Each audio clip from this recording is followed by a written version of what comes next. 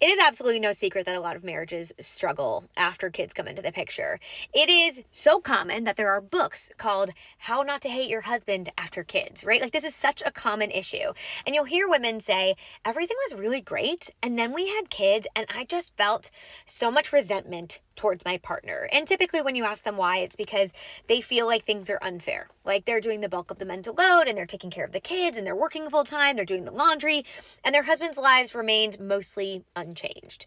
And my number one piece of advice to avoid this dynamic is obviously, first and foremost, to have conversations about this well before you have kids, but more importantly, to have men be so incredibly involved from day one of parenting.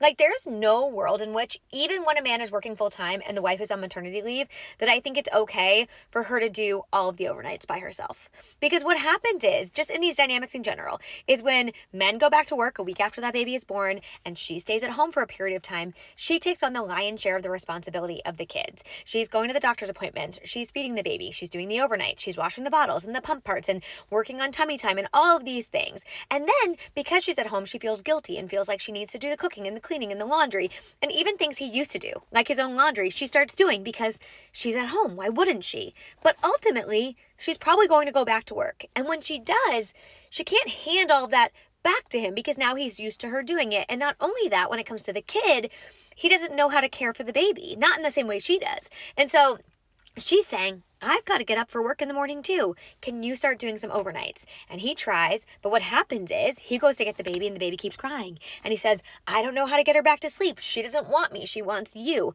You're better at this than me.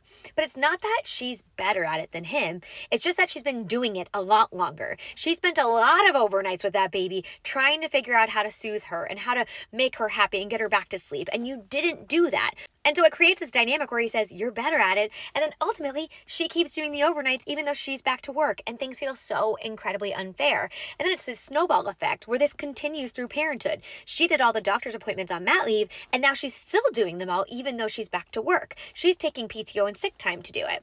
And I really think it creates this dynamic where women are doing a lot more than men when it comes to childcare and domestic labor. And it creates this environment where resentment just builds. And so if you want to avoid that, this is not the only thing you should do, but I highly recommend from the very beginning, whether or not you're back at work or not, that you and your partner are working very hard to share the responsibility of the home and your child together from day one, regardless.